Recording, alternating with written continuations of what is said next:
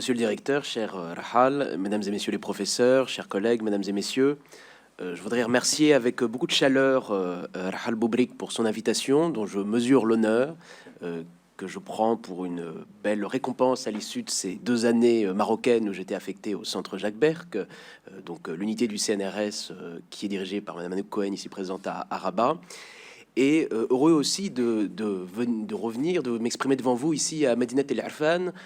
14 ans après mon arrivée comme étudiant à l'école de gouvernance et d'économie de Rabat, qui était située à l'époque à quelques encablures d'ici, où j'avais eu la chance de bénéficier de l'enseignement de Madame El Mansouri, qui me fait l'amitié et l'honneur d'être ici. Et donc je mesure ce chemin parcouru depuis le jeune homme de 20 ans que j'étais alors et le chercheur encore jeune que je suis devenu. Alors tout ça pour vous dire... non pas pour vous raconter ma vie, mais simplement pour me situer ici comme un historien français qui n'a de connaissance du Maroc et de la langue arabe d'ailleurs qu'une expérience d'une quinzaine d'années de fréquentation de ce pays, qui certes ne sont pas rien, mais qui me rendent conscient de mes limites. Il ne s'agit donc pas ici de vous apprendre, comme j'ai coutume de le faire auprès des étudiants ou des collègues français, une historiographie et un héritage intellectuel que vous connaissez mieux que moi, mais je suis persuadé, comme je pense beaucoup de chercheurs, et comme je le sais l'Institut Royal pour la recherche sur l'histoire du Maroc, de l'intérêt d'un regard étranger aussi sur ce récit national, question domestique s'il en est, dans la lignée des nombreux anthropologues qui ont trouvé, donc Clifford Geertz, qui ont trouvé dans le Maroc un terrain d'expression privilégié parmi tous les autres pays du monde. Alors, surtout que cette notion de récit national dont Rahal Boubrik vient de parler suscite, je dirais aujourd'hui, parmi les historiens français, peut-être européens, une certaine réticence, pour dire la vérité. D'abord parce qu'il est compliqué de parler d'un récit national à la place des Marocains ou de l'extérieur. Il ne s'agit pas bien sûr ici de l'évaluer ou de le reconstruire. Alors pourquoi une certaine distance? Parce que depuis des travaux assez fondateurs dans l'histoire de l'Europe, ça marche. Ça marchait tout à l'heure. Ça va marcher. Une espèce de suspense. Voilà. Oui, c'est bon. Parfait, merci monsieur. Notamment les travaux de Benedict autour des communautés imaginées, Imagined Communities, et d'Ernest Gellner, un nom qui est bien connu aussi au Maroc. Là, nous savons que la notion de roman ou de récit national, ce qui n'est pas la même chose, participe profondément de la construction des nationalismes en Europe. Nationalismes avec lesquels, notamment après la Seconde Guerre mondiale et l'entre-deux-guerres, les savants européens ont pris une certaine distance critique. Et donc, depuis ces travaux sur le nationalisme en Europe, c'est avec recul que les historiens manient cette notion de récit national, en tout cas avec recul critique. Ici, je voudrais emprunter au récit national un sens peut-être plus neutre, qui est celui d'une mise en récit qui incite aussi à la distance critique de la part des historiens. Et alors pourquoi, dans le fond, parler de l'histoire moderne? Moi qui ne suis pas, comme l'a dit Rahal, stricto sensu un moderniste, parce qu'avec en France, on est contemporaniste ou on est moderniste, on est même 20e ou 19e. Voilà, les collègues sont très rigides de manière générale, donc cette logique des disciplines héritées de l'agrégation, qui a cours aussi ailleurs dans le monde. Eh bien parce que je dirais que l'histoire moderne est quelque chose qui me tracasse un petit peu ces derniers temps. Et je crois que dans ce tracas, il y a une réflexion plus générale, vous allez voir, que j'essaye de mener sur les études maghrébines à partir de la France, mais aussi sur mon terrain d'études privilégié, qui est le Maroc. Alors, je m'intéresserai donc ici à 2 sens du récit national. D'abord, une narration, un récit, contenu dans les sources marocaines et l'historiographie qui l'a étudié, et qui en fait a pris, comme vous le savez, et on aura l'occasion d'y revenir, le Maroc comme pays pour cadre, précisément à partir de cette période dite moderne. Je vais y revenir dans un instant dans cette introduction. Deuxièmement, je voudrais interroger une écriture en tension, ou en tout cas enrichie de ce récit national, entre une écriture par les historiens marocains et la recherche étrangère. Et c'est ici que je situe bien sûr ma contribution dans ce jeu de regard entre recherche internationale et recherche pratiquée au Maroc. Parce que ce dialogue, comme Rahal l'a rappelé, m'a toujours beaucoup intéressé et donc donné lieu à la publication de cet article dont je reparlerai parce que Rahal a très gentiment dit quelques informations biographiques, mais vous verrez que je procède à beaucoup de publicité dans cette communication. Alors, pourquoi se pencher plus spécialement sur l'histoire moderne? Surtout que, vous le savez, cette division est héritée d'une périodisation du monde qui relève plutôt d'une chronologie pertinente pour l'Europe. la Renaissance européenne, les grandes découvertes, mettent fin au Moyen-Âge à la fin du XVe siècle, disons, ouvrant une période que généralement on clôt en Europe par la Révolution française, 1789, la naissance d'un nouveau monde, et d'autres fondations majeures dans d'autres pays, notamment d'ailleurs l'État national lui-même. Ces dates ne paraissent donc pas à première vue pertinentes pour le Maghreb, bien que sa trajectoire historique, il est toujours bon de le rappeler, et y compris celle du Maroc, même indépendant de l'Empire ottoman, n'est pas étrangère à l'évolution de l'actualité tout au long de ces siècles en Europe et dans le monde. Comme je vous le disais, c'est à partir de cette période que les premiers chroniqueurs, historiens, ont commencé à écrire des récits qui ne relevaient pas, comme Ibn Khaldoun par exemple, d'une histoire universelle, où le Maroc pouvait avoir par ailleurs une place privilégiée, mais qui consacraient des ouvrages à un cadre géographique nouveau et un cadre politique nouveau surtout, qui était le Maroc, en héritier d'une tradition historiographique arabe qui se situait dans cette échelle. Donc, c'est d'ailleurs le nom plutôt de Daoula, donc, qui désigne à la fois, comme vous le savez, l'État, mais plutôt ici les dynasties, en vérité, d'un sultan ou d'une famille, ici les familles alaouites plutôt,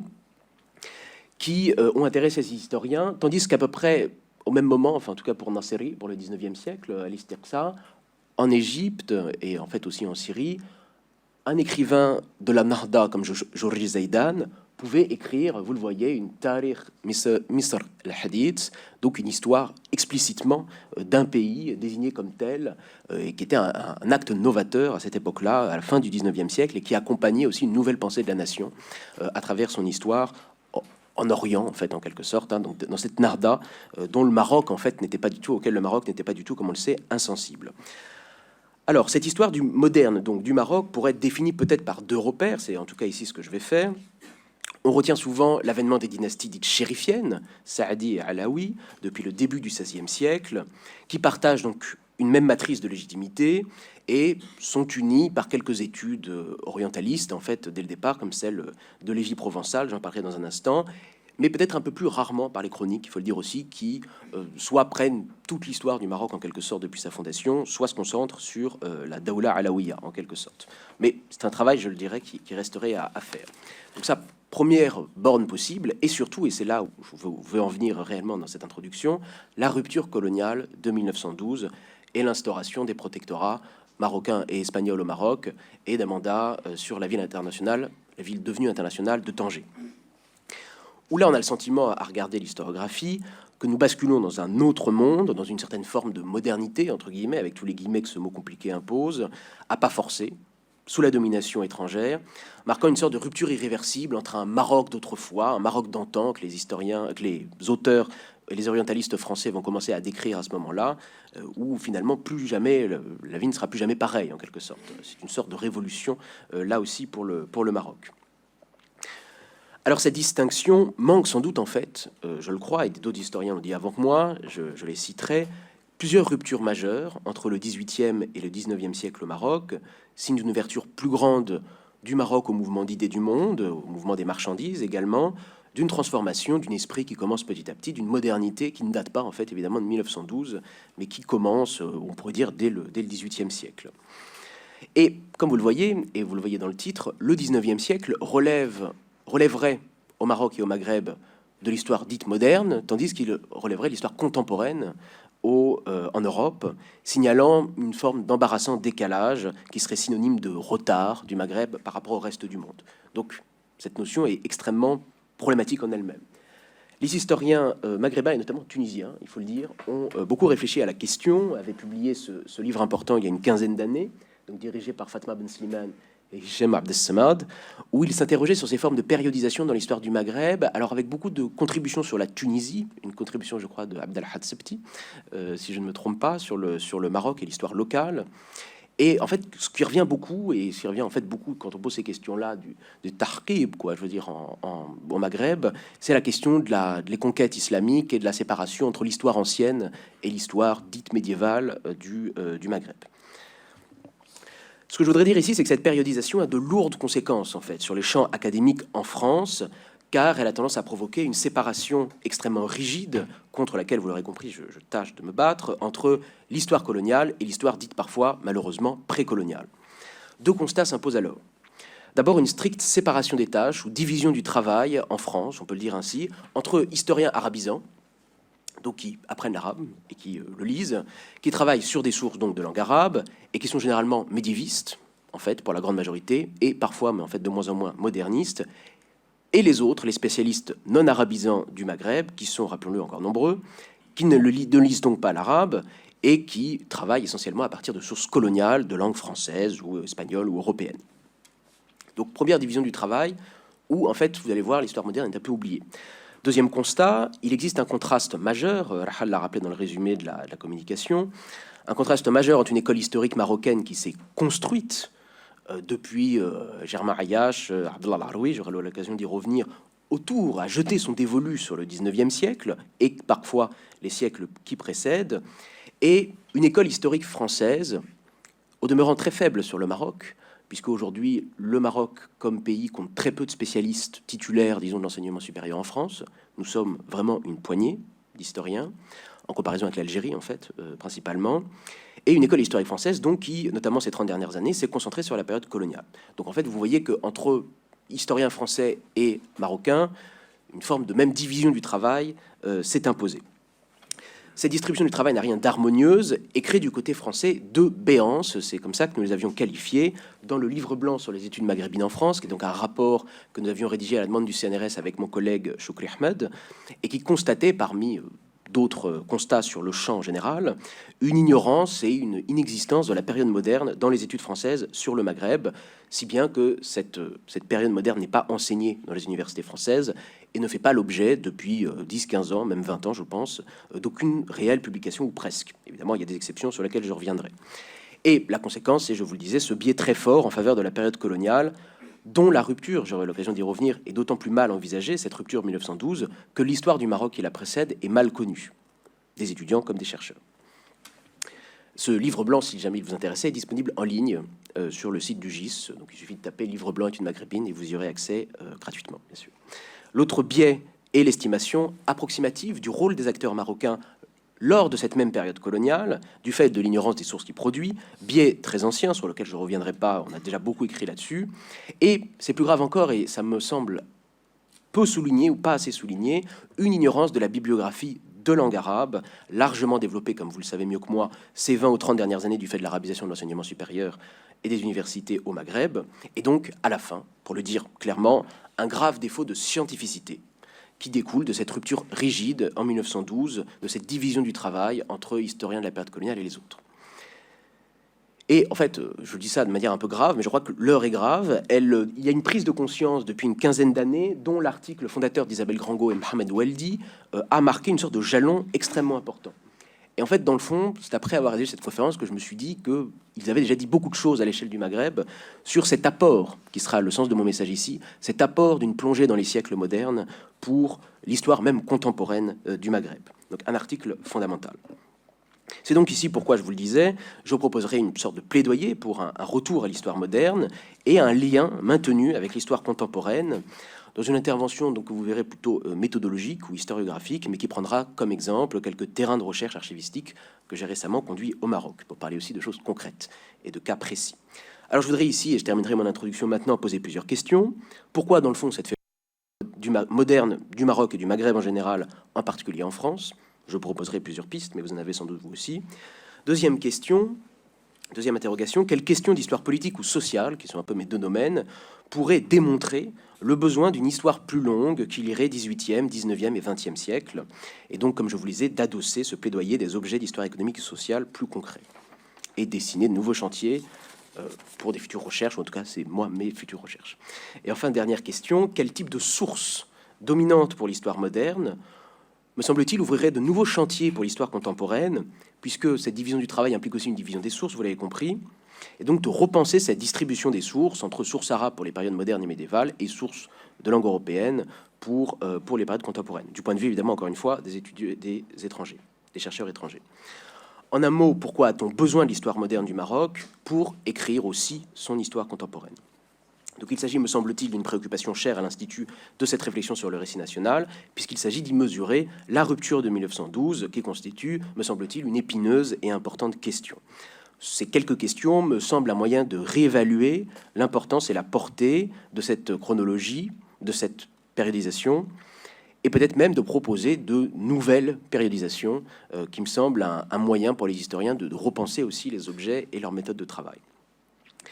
Alors, je ne voudrais pas apparaître trop pessimiste, puisque ces questions s'inscrivent dans un contexte que je crois favorable pour repenser notre agenda de recherche et dresser des ponts entre des périodes jusqu'alors séparées. Alors, pourquoi un contexte favorable? D'abord, comme je vous le disais, parce qu'il y a une prise de conscience en France du besoin de la maîtrise de langue arabe parmi les étudiants, parmi les collègues, pas tous les collègues, et la majorité des collègues, pour étudier le Maghreb et l'essor d'une génération de jeunes historiens arabisants. Deuxième motif d'espérance, un actif mouvement d'édition de sources, de tahqiq, dont nous parlions tout à l'heure, de sources devenues donc plus accessibles au Maroc et ailleurs que les manuscrits autrefois conservés dans les bibliothèques. J'en donnerai quelques exemples. Et enfin, ce mouvement de numérisation du monde, comme allait le dire souvent le président du CNRS, qui concerne aussi bien le Maghreb que l'Europe et qui donne accès plus facilement à tout un ensemble de sources variées, numérisées, accessibles sur Internet, mais je le dirai en conclusion, avec aussi les nouveaux outils des humanités numériques. Alors, dans cette conférence, je procéderai en trois points rapides. D'abord, je parlerai de l'héritage de l'école historique marocaine, mais bon, comme vous la connaissez aussi bien que moi, je ne m'y attarderai pas excessivement. Avant de revenir sur cette absence et de la justifier un petit peu, cette absence de l'histoire moderne en France, enfin, en vous proposant deux objets de recherche récents où, me semble-t-il, ce recours à une périodisation plus longue m'a été utile pour penser ces objets de manière plus pertinente. Alors, la première partie, voilà. Alors donc j'explique pourquoi je me suis intéressé à la question. J'ai donc publié un article dans la revue des Annales, qui est la revue généraliste française, disons assez lue, et je l'ai fait à dessein parce que j'avais je m'étais donné pour mission, disons, de mieux faire connaître aux étudiants, aux collègues, aux chercheurs cette historiographie marocaine de langue arabe, très méconnue par construction de la part de la plupart de nos collègues en France, dans une revue précisément généraliste, pour diffuser un héritage et repenser des questions qui, me semblait-il, souffraient de ce défaut et de cette ignorance de cette historiographie. Donc c'est à partir de là, si vous voulez, que j'ai commencé à m'intéresser à la question, et donc de ce point de vue-là, depuis lequel je parle. Donc c'est cette idée de la parité des sources, qui est une idée qui s'est répandue, je crois, et qui s'est imposée dans le champ académique français, qui doit s'ajouter aussi à une parité de la bibliographie, et donc prendre aussi en compte cette production scientifique par les collègues maghrébins, marocains, pour l'époque moderne au Maroc, mais aussi, bien sûr, pour la période contemporaine. Alors, un héritage méconnu, pourquoi? Parce que bon, la plupart des spécialistes, je le dis, beaucoup d'entre eux ne maîtrisent pas la langue arabe. Il faut dire aussi, je tiens à le souligner, et peut-être à vous l'apprendre, du caractère plus inaccessible de ce livre, en fait, dans les bibliothèques françaises. Assez peu présente en France. Je dirais que jusque dans les années 90-2000, il y avait une politique d'achat ambitieuse dans les bibliothèques françaises, notamment par exemple la bibliothèque de la Maison méditerranéenne des sciences de l'homme à Aix-en-Provence, qui allait dans les salons du livre, au Caire, à Casablanca à l'époque, qui achetait de la production en langue arabe et qui en nourrissait les bibliothèques. C'est aussi le cas aussi de la Bulac, donc la bibliothèque de l'INALCO, qui est à l'INALCO à Paris. Mais depuis une vingtaine d'années, du fait de la crise générale des politiques publiques et de la priorité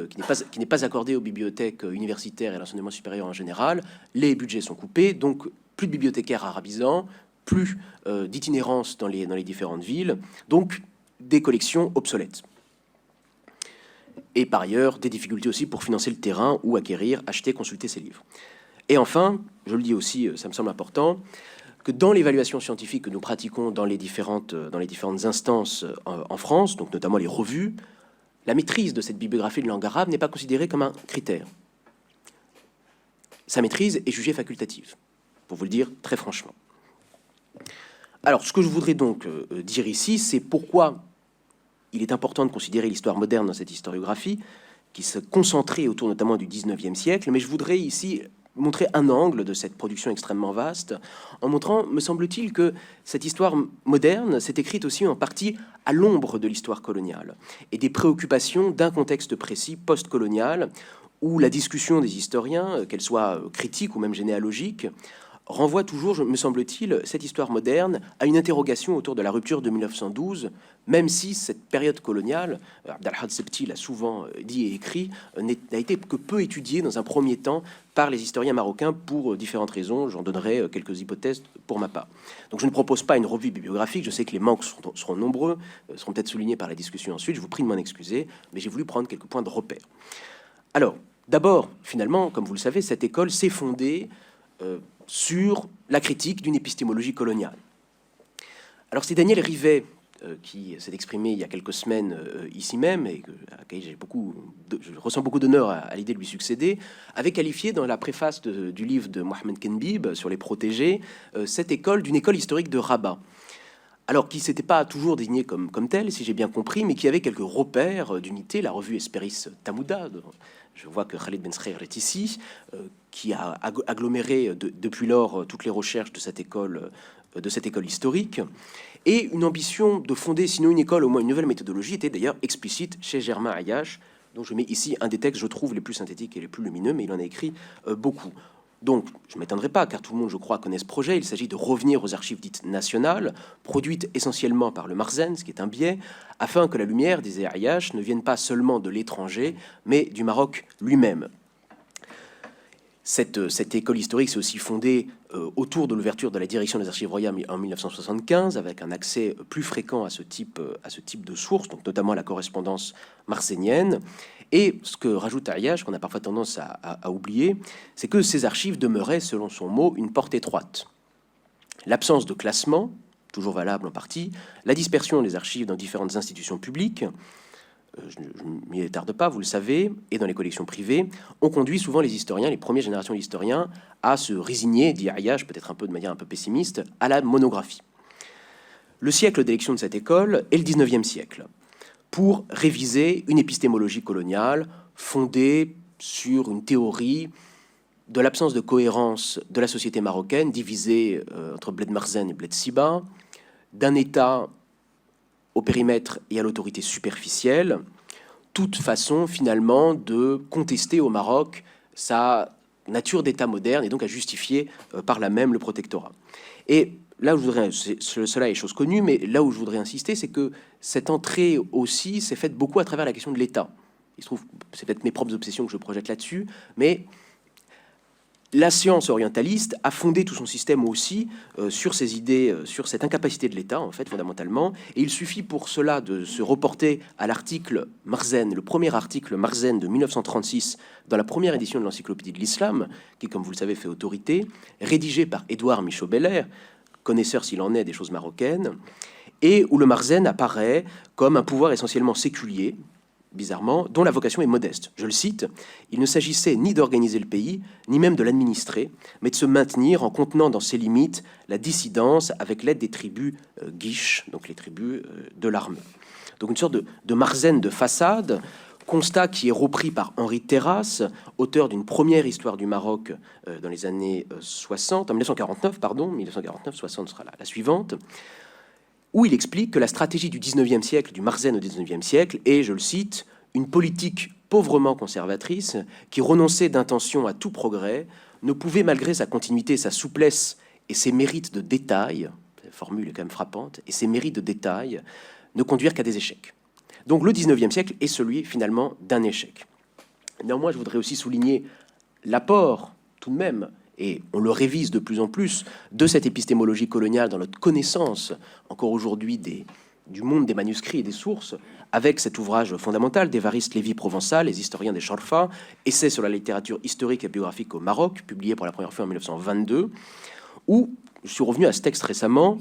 de manière un peu anachronique, il faut dire, Évariste Lévy-Provençal propose lui aussi un plaidoyer pour l'usage des sources marocaines, dès 1922, dans un contexte où le Maroc est, dit-il, la demeure d'élection des chercheurs. Qu'effectivement, on le sait, le protectorat marocain était particulièrement riche par rapport à d'autres pays colonisés de production scientifique. Sa vie intérieure, dit-il, ne peut être connue que des sources arabes.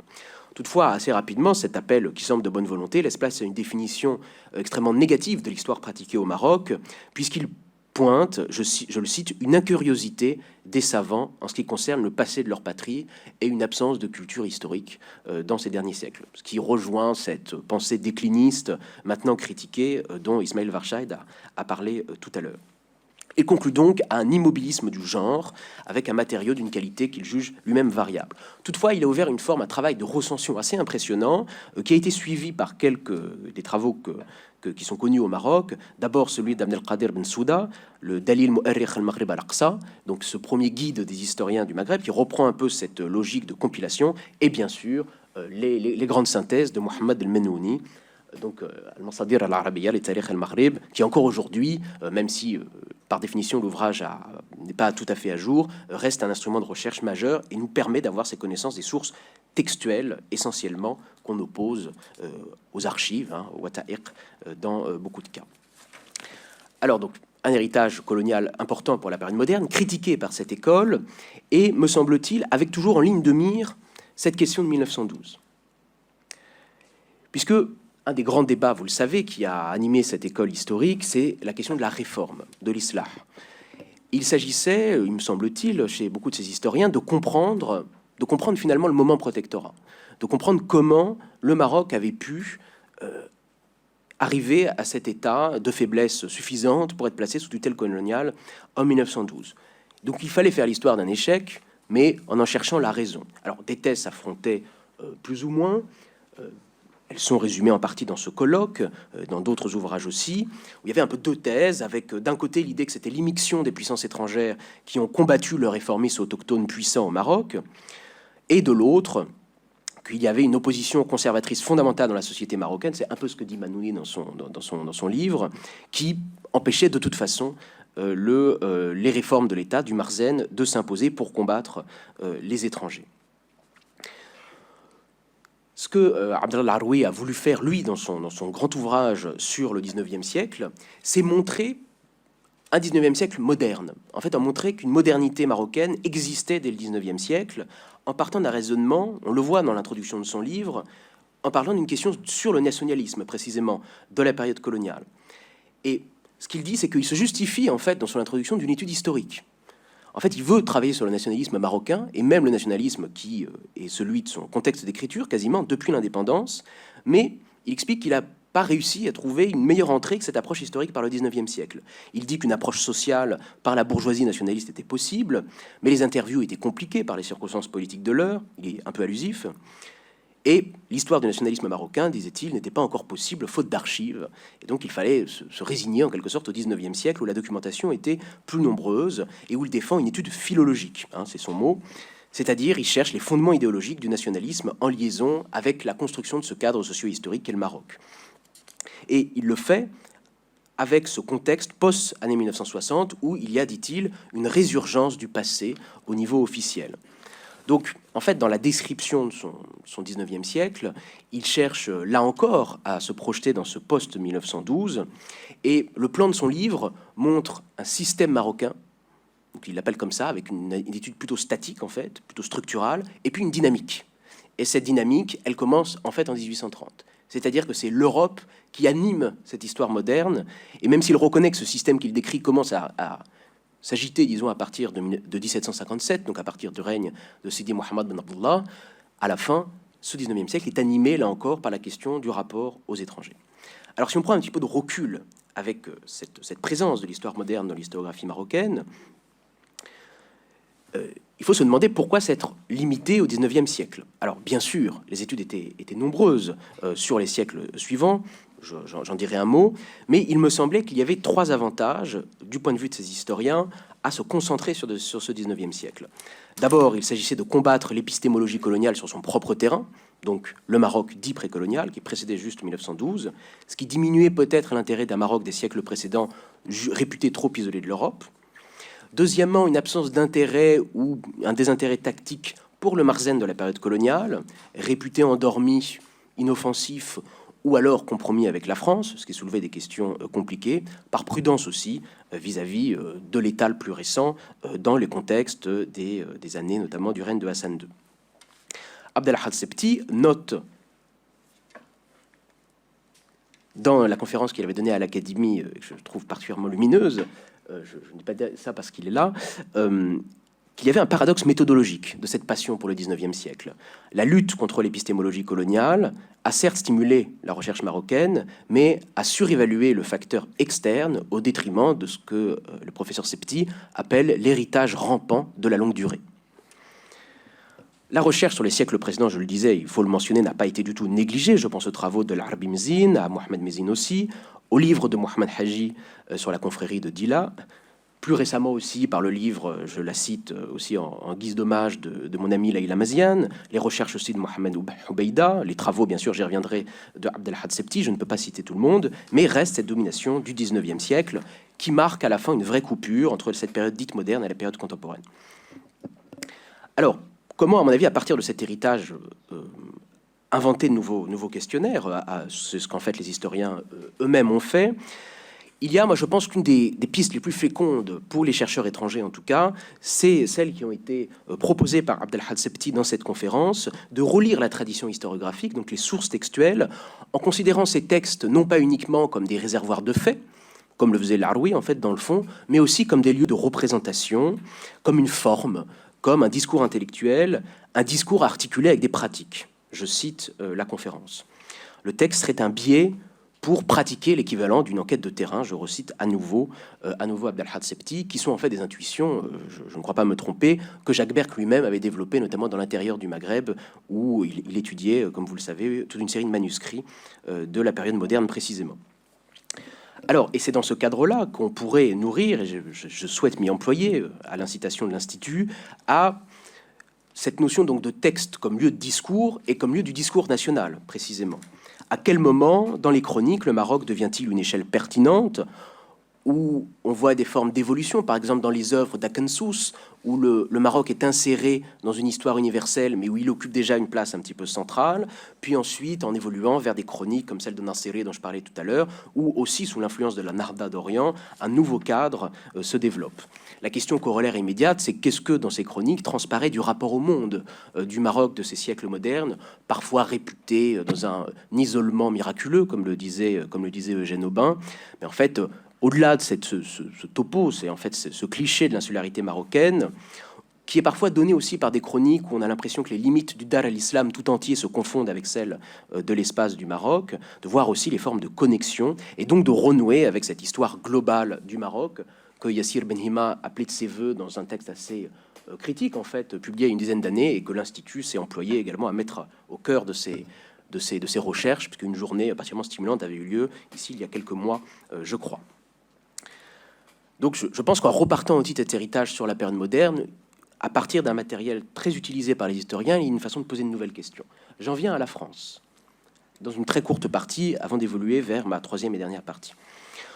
En France, je l'ai dit, ou à l'étranger même en général, cet héritage est très méconnu. Le champ est dominé par l'histoire coloniale, je n'y reviens pas.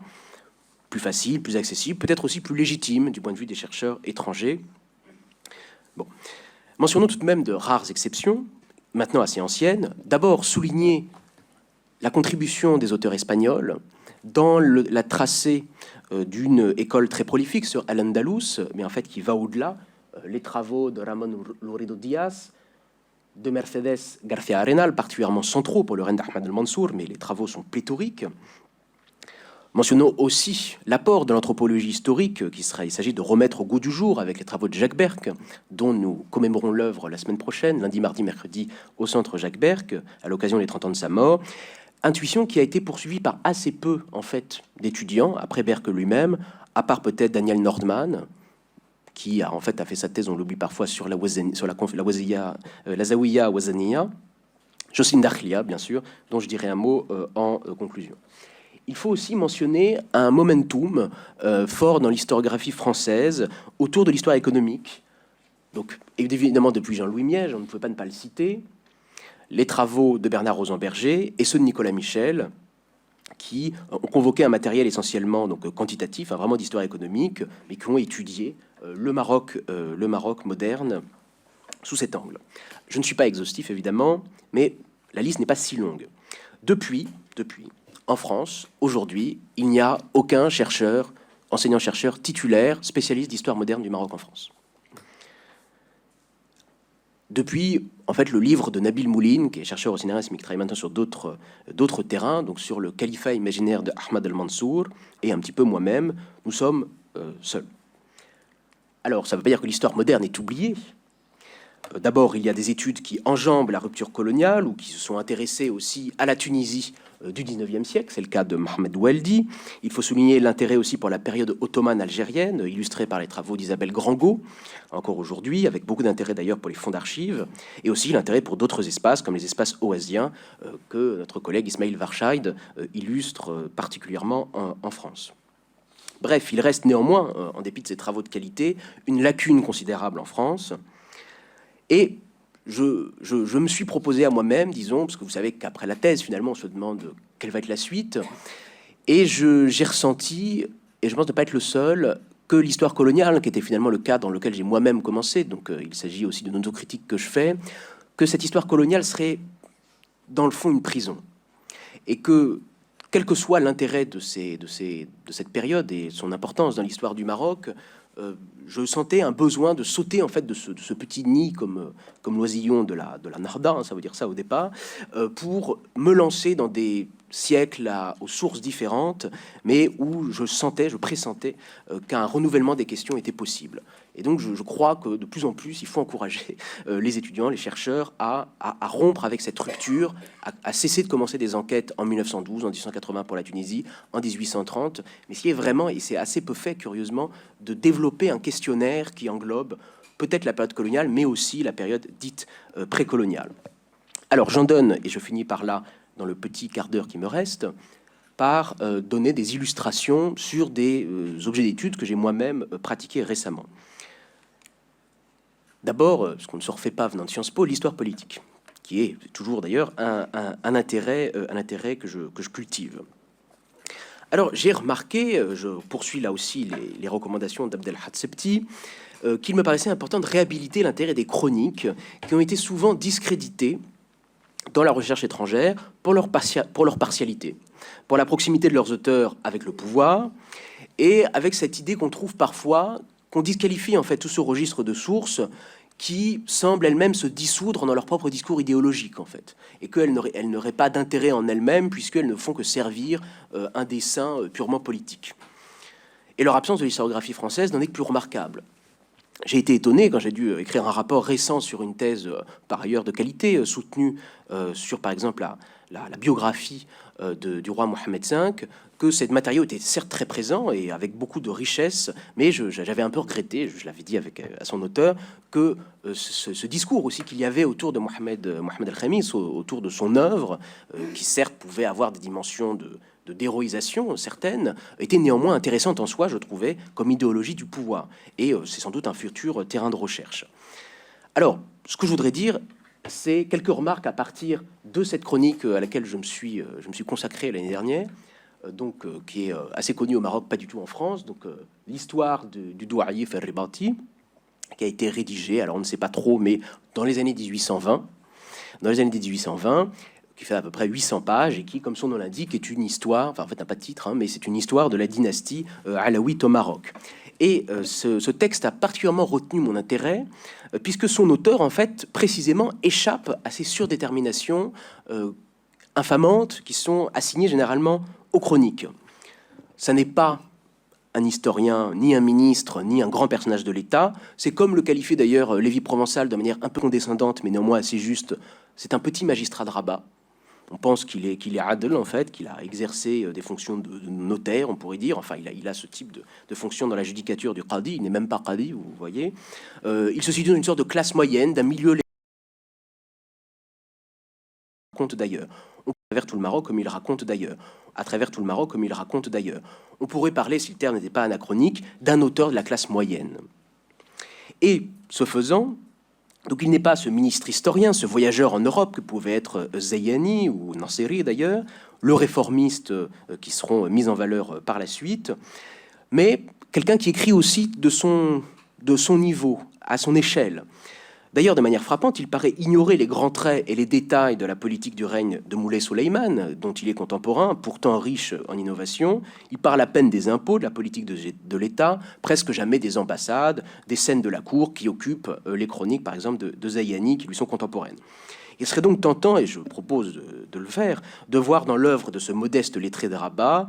une sorte de compendium des représentations de la classe moyenne de son temps. J'en donne quelques exemples, et qui affleurent dans tout le manuscrit. Crainte et hostilité contre les étrangers, les chrétiens, Sarah, peur des désastres climatiques et économiques, fréquence des famines, hostilité vive au sultan tyrannique et au sommeur de désordre, dont la vie de l'auteur n'a pas été avare. En cela, Al-Douaïf, me semble-t-il, offre, à la manière des généalogistes de Fès, la même impression de ce milieu qui se décrit lui-même, comme l'écrivait à propos de cette littérature généalogique à nouveau Abdelhad Sebti. Je suis à titre personnel persuadé, au-delà de ces premiers constats, que la chronique dynastique peut être un moyen de renouveler notre compréhension de l'histoire politique, me semble-t-il un peu délaissée au Maroc ces derniers temps, tout à fait dans la continuité de ce très bel article de Norman Cigar qui avait été publié dans Hesperis Tamouda sur la vie politique à Fès, je crois, au XVIIe et au XVIIIe siècle. Un long article particulièrement passionnant. On a récupéré beaucoup de ces questions. Alors, j'en donne quelques exemples. D'un point de vue factuel, quelle place prennent les crises dans la signification de la chronique? Il y a déjà eu des travaux là-dessus. Aussi en Tunisie, je salue les travaux de Sami Bargaoui sur le même sujet. Pour réinterpréter cette apparente instabilité du Marzen et du pouvoir, mise en avant par l'épistémologie coloniale,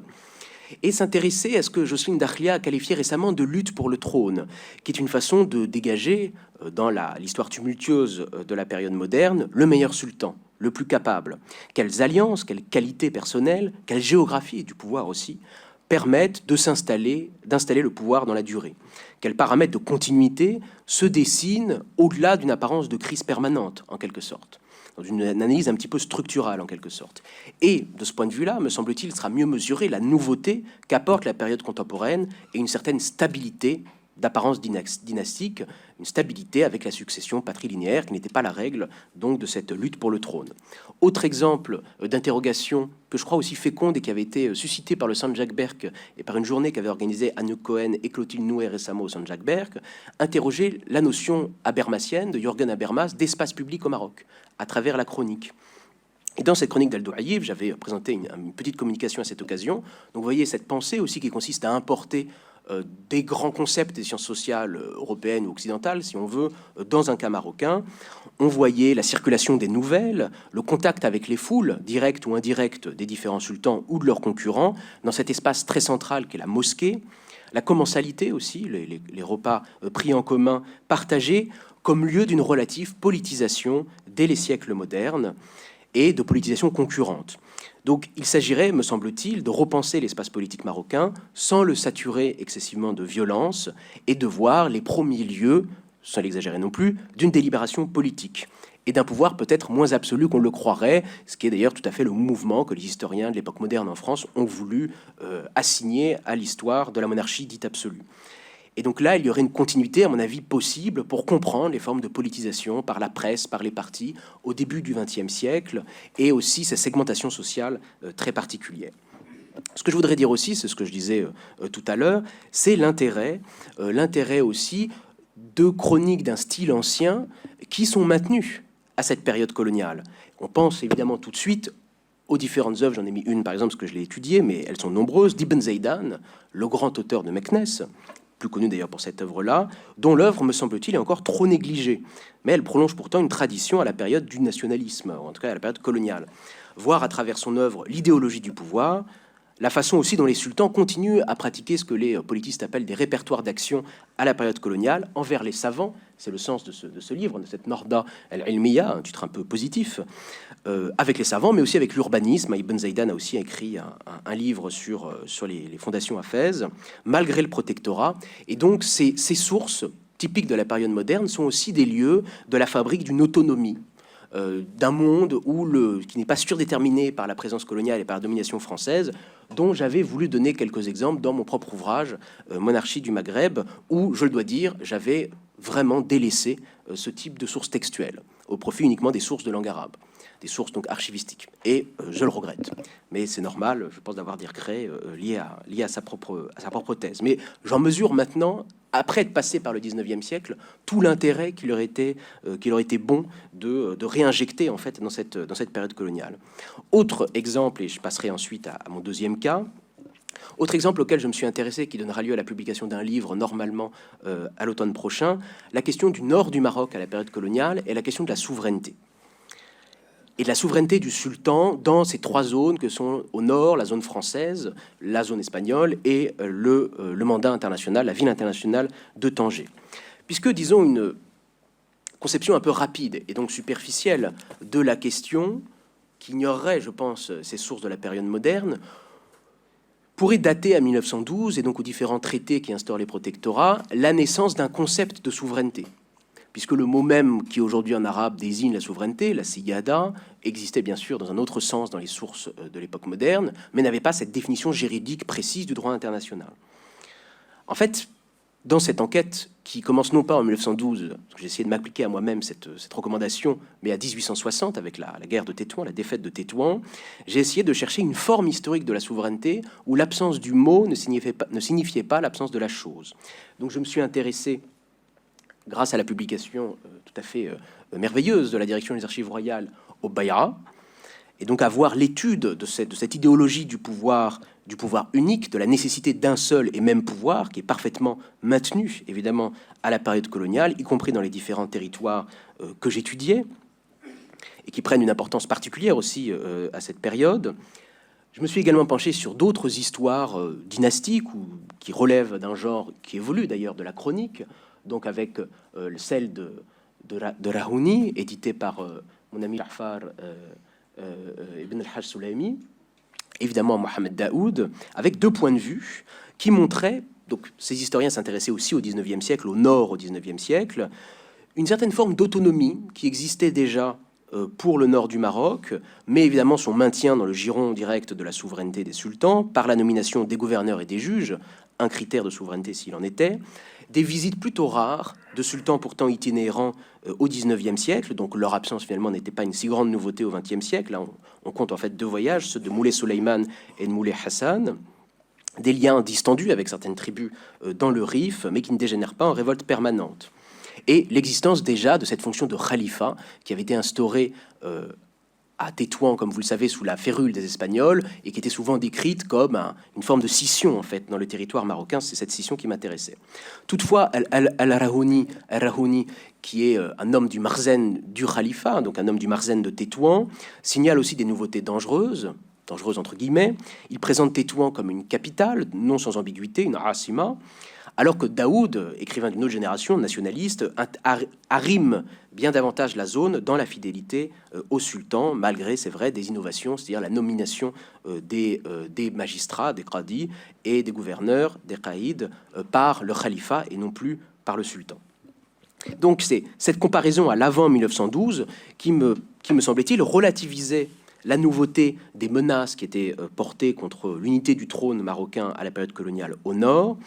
et permettait aussi de mesurer d'autres critères, de lieux pertinents de l'enquête, une souveraineté du sultan qui s'applique au jour le jour et qui n'est pas uniquement une ligne dans un traité européen, et des formes de relations politiques qui ne se résument pas à des formules juridiques théoriques et qui se sont donc maintenues entre le nord et le reste du territoire, ce qui expliquait cette cohérence territoriale maintenue en dépit du désir fréquent des Espagnols ou d'autres puissances européennes d'arracher, surtout après 1945, la zone nord de la souveraineté du sultan Mohamed Ben Youssef.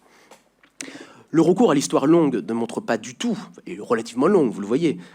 quelques décennies seulement, ne montre pas du tout une souveraineté immobile. Il ne s'agit pas de voir dans la longue durée une histoire d'un immobilisme, au contraire, car les divisions coloniales lui confèrent une dimension territoriale beaucoup plus forte, qui devient évidemment décisive sur la question aussi en miroir, mais que je n'ai pas étudié en propre, du Sahara, mais avec une certaine personnalisation autour du sultan, de l'allégeance qui demeure. Donc il s'agit ici, pour terminer sur cette partie,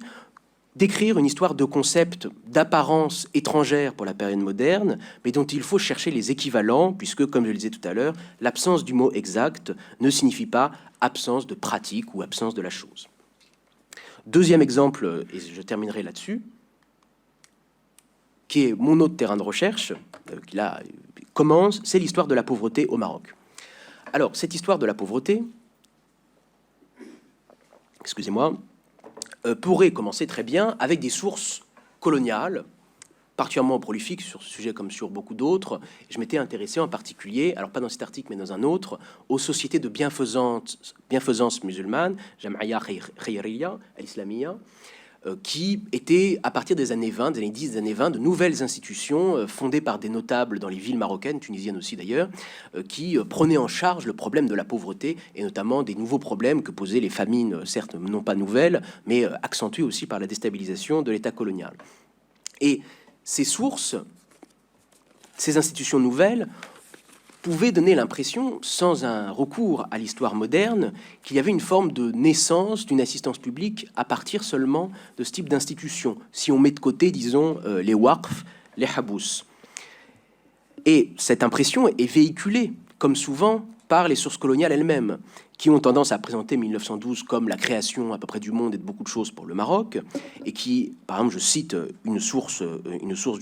d'un médecin marocain, d'un médecin français au Maroc, qui dit, je le cite, « Avant le protectorat, l'assistance au Maroc n'existe pas en tant qu'organisation officielle administrative. » Donc avec cette idée que la question de l'assistance ne commencerait qu'à ce moment-là. Et c'est en recourant à la fois aux sources, mais surtout à l'historiographie marocaine, notamment à ce livre très impressionnant de Mohamed Amin Bzaz sur l'histoire des épidémies et des famines au Maroc, qu'il se dégage des formes particulières de ce que Bzaz appelle une fonction sociale, du marzen, qui est discutée, mais qui s'exerce en fait dès les périodes modernes. C'est-à-dire qu'il y a un discours, d'abord du pouvoir autour des pauvres, très central, et aussi des actions du marzen vis-à-vis de cette pauvreté. Et il y a, à la fois dans les sources de la période coloniale et post-coloniale, et les sources de l'histoire moderne, des formes de continuité de certaines formules qui, me semble-t-il, ne sont pas uniquement des mots, mais témoignent d'exigences, de codes, en fait, qui organisent des normes, qui organisent la société marocaine. J'en prends un seul exemple. Dans cet article que j'ai donc publié dans la revue des mondes musulmans et de la Méditerranée, je me suis penché sur 3 sources. Une chronique d'Ibn Zaydan, celle que j'ai montrée tout à l'heure, un ouvrage de Manaqib, le Tuhfat al-Ikhwan, donc qui parle de la Wazaniya, et une 3e source qui m'échappe tout d'un coup, un dictionnaire biographique des Tabaqat de Hudigui. Et en fait, je cherchais à travers, j'y reviendrai, la fouille de textes, donc j'avais numérisé leur contenu, les pauvres, la présence des pauvres, comme le dit le titre de l'article, dans ces sources. Et à plusieurs reprises, une expression récurrente, c'était cette notion de refuge des pauvres, donc Malja et-Douafa, qui servait à qualifier les hommes du pouvoir. Et il ne s'agissait pas uniquement de donner au sultan ou à un caïd ou à un gouverneur un compliment supplémentaire dans une liste d'éloges souvent déjà nourrie, mais d'inciter à l'action. Parce que dans ce même article, j'étudiais aussi un corpus là plutôt de wata'iq, donc de requêtes qui avaient été adressées au Pacha Serraj de Fès au XIXe siècle, et les pauvres même, ou ceux qui se disent pauvres, désignent eux-mêmes, s'emparent de cette catégorie. Ils écrivent « Vous êtes l'abri des pauvres ». Malja el-Masaki dans l'espèce, dans une lettre de 1864. Et cette notion-là est associée à une demande d'aide et relève, me semble-t-il, d'un univers mental relativement partagé, quelle que soit la géographie du Maroc, que seule une exploration par les structures et par les sources de l'histoire moderne permettait de comprendre. Il faudrait ajouter à cela, j'essaierai de m'y employer, d'autres sources peut-être moins proches du pouvoir, plus originales, par exemple peut-être la poésie orale, le melhoun, ou d'autres formes de sources qui nous renseigneraient sur ces cadres mentaux, cette morale, ce devoir de l'État qui se perpétue encore dans ces fameuses sociétés de bienfaisance musulmanes qui en sont les héritières. Et on ne peut comprendre leur langage très codé, à la fois codé par des références religieuses précises, qu'au travers, je crois, de cette obligation ancienne du pouvoir vis-à-vis des pauvres. Après, la question étant de savoir en quoi elle se traduit aussi concrètement. Et enfin, dernier mot avant ma conclusion, la définition même de la pauvreté était un problème. Dans la logique du sociologue Georges Simmel, définir un pauvre, c'est définir celui qui a le droit à l'assistance. Qui désigne-t-on comme pauvre? Et comment on le désigne d'ailleurs dans les sources arabes? Et on comprend très vite que, comme la plupart des sociétés du monde moderne, en Europe mais ailleurs dans le monde, la définition de la pauvreté, donc du droit à l'assistance, ne se limite pas à des critères économiques, ni même d'ailleurs à des critères définis dans le fiqh. On sait par exemple, et on en a des témoignages, que les familles de Shorfa sont honorées, pauvres ou pas, pauvres au sens économique ou pas, d'une assistance régulière auquel elles ont droit du fait même de ce sharaf qu'on honore par là. Et je ne rentre pas dans les détails, mais ce que je voudrais dire, c'est, j'ai prolongé une réflexion très intéressante de notre collègue Fatima El Ayachi dans cet article, c'est que le temps d'une requête, tout le monde peut se dire pauvre. pour commencer. Et donc, il y a une sorte de mobilité aussi du concept sur lequel il ne faudrait pas plaquer des définitions contemporaines et européennes. Et des pratiques qui se perpétuent à la période coloniale, notamment ces pensions pour les charfas, au grand étonnement des autorités coloniales d'ailleurs, qui ne comprennent pas pourquoi en fait on donne l'argent des pauvres à des gens qui ne le sont pas, en tout cas pas selon eux. Et plus généralement, c'est une difficulté pour un historien étranger, mais en fait pour tout historien, puisque parler une langue du passé, c'est parler une langue étrangère, même si c'est la nôtre, de comprendre les mots pour expliquer cette pauvreté en se méfiant des équivalents faciles, de la même façon que pour la pauvreté. Et j'ai cité masakin et douafa, qui sont déjà deux mots qui ne veulent pas dire tout à fait la même chose. D'autres mots gravitent autour de ce champ lexical, et le mot même de faqir, fuqara, qui aujourd'hui dans l'arabe moderne sert à désigner les pauvres, est au cœur de cette ambiguïté sémantique de la pauvreté, puisqu'il désigne pendant très longtemps uniquement les disciples des confréries, des zaouïas. Et cette évolution sémantique qu'on peut traquer comme ça à travers les sources de la période moderne et contemporaine suit aussi une évolution économique, et on voit s'ajouter de nouveaux mots, notamment ceux du chômage, cette notion de batala qui apparaît dans les années 30 et qui devient majeur dans les années 60, que j'ai aussi étudié, malgré un maintien des pratiques du don. Donc il y a cette espèce d'idée, si vous voulez, déjà présente dans la sociologie de Paul Pascon, d'une histoire sédimentale où les différentes couches s'accumulent mais ne s'annulent pas, et que la société marocaine est le produit de cette synthèse, et donc il faut faire un travail un petit peu de forage archéologique en quelque sorte, par un recours, me semble-t-il, à l'histoire moderne, à l'héritage de la longue durée. Je termine, j'en viens à ma conclusion. Alors je reviens à ma question initiale. Je fais ce qu'on recommande aux étudiants, c'est que je réponds à la question du début. Pourquoi la faiblesse de l'histoire moderne en France? Je suis une Dakhlia récemment, autour de la publication de ce livre très important l'année dernière, Harem et Sultan, avait formulé dans un séminaire que nous organisions à Paris une hypothèse qui me semblait très intéressante. Elle explique que c'est l'iconographisme, donc l'absence d'images produites par ces sociétés, qui a longtemps expliqué un désintérêt pour la période. C'est une période qu'on a du mal à se représenter visuellement, et donc ça a pu créer, pour beaucoup d'historiens, une forme de recul ou de distance. C'est en tout cas ce que propose Jocelyne Dakhlia de manière assez intéressante, et pour moi assez convaincante. J'y ajouterai aussi la vision longtemps décliniste d'une période enserrée entre plusieurs règnes prestigieux, Ahmad al-Mansour, Moulay Ismail, et une période réputée de déclin, on en a parlé déjà tout à l'heure, qui suivrait l'âge d'or des dynasties et qui n'est qu'une espèce de lente descente aux enfers, en apparence, alors que cela ne l'est pas, je crois, qui aboutit au protectorat, à une forme de rebond avec le mouvement national.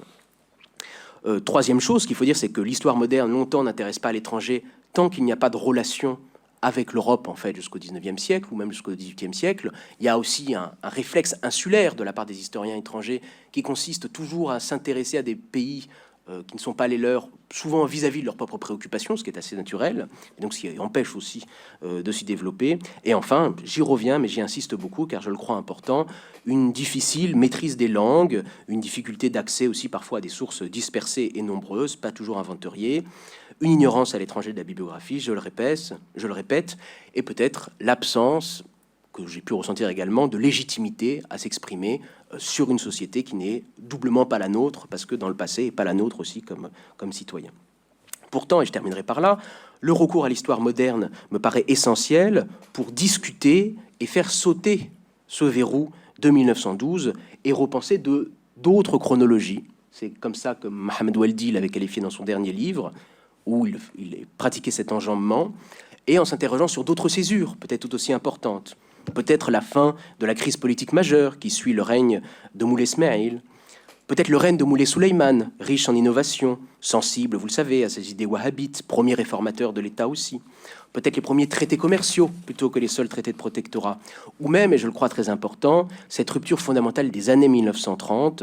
où je crois que la société marocaine bascule dans un autre équilibre, avec l'apparition déjà d'un chômage massif et d'un exode rural irréversible. Ou encore, et on peut prolonger, les années 60, ce basculement économique, passer la joie de l'indépendance vers des difficultés de plus en plus grandes. Donc, et je terminerai par là, ce plaidoyer pour l'histoire moderne n'est en rien une invitation à décrire un tableau immobile, mais au contraire, il me permet de mieux saisir les changements pour ne pas enfermer le Maroc, au contraire, dans un monde autrefois figé. Je pense qu'il y a motif d'optimisme, j'ai commencé par l'optimisme et j'y terminerai, grâce à de nouveaux projets et de nouvelles façons de faire de la recherche. Et les humanités numériques, en particulier, ce qu'on appelle les humanités numériques, hein, Raqmiya,